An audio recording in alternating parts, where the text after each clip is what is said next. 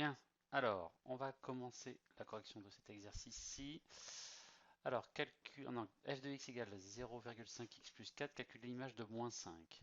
Il s'agit simplement de calculer, par intégrer moins 5 ici, f de moins 5 égale 0,5 fois moins 5 plus 4. On calcule moins 2,5 plus 4 et on trouve 1,5. Calculer f de 10, c'est la même chose.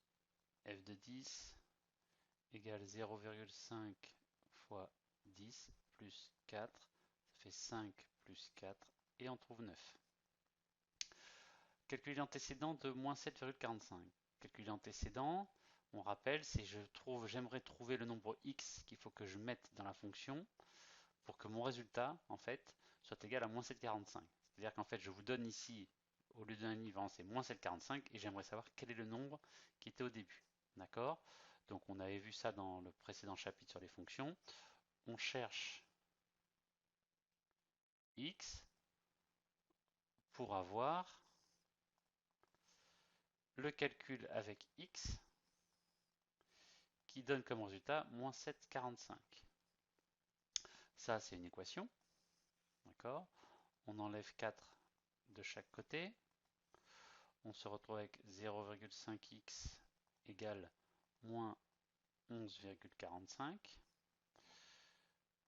On divise par 0,5 de chaque côté. Et on trouve donc x égale moins 22,9. Et voilà la réponse. Donc, l'antécédent de moins 7,45, c'est moins 22,9. Ok. Représenter graphiquement la fonction g de x égale 0,5x. Donc, c'est une fonction linéaire. D'accord? Donc, c'est une droite qui passe par l'origine. Passe par l'origine. Ok?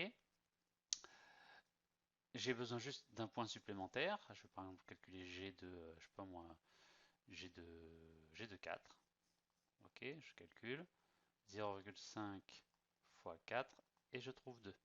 Ok, donc graphiquement, la droite passe par l'origine et par le point de coordonnées 4, 2.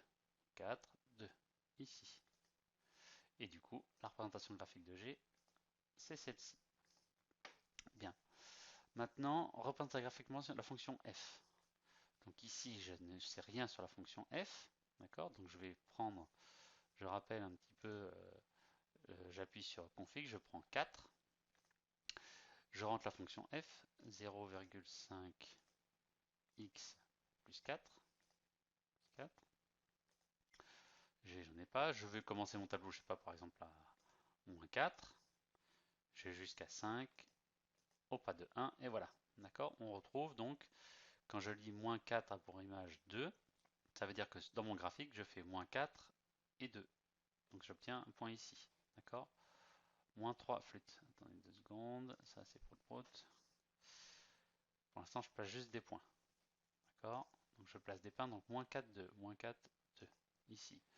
Moins 3, 2,5. Moins 3, 2,5. Ici. Moins 2, 3. Moins 2, 3. D'accord? Et comme je ne sais pas du tout, je vais faire. Je vais descendre un peu. Je vais prendre quoi? 0, 4. 0, 4. Je vais prendre les coordonnées entières, ce sera plus simple. Tac. 2, 5. 2, 5. Ok, je peux continuer encore un petit peu. 4, 6. 4, 6. Voilà. Et là, je vais représenter, d'accord? Je vais relier tous ces points-là. Je m'aperçois que, en fait, ils sont alignés, en fait, d'accord?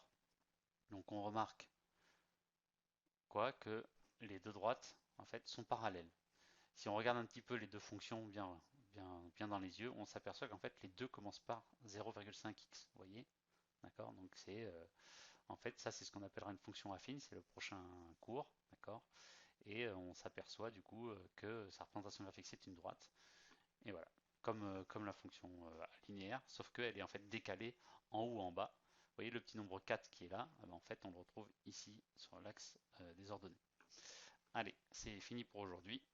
À demain.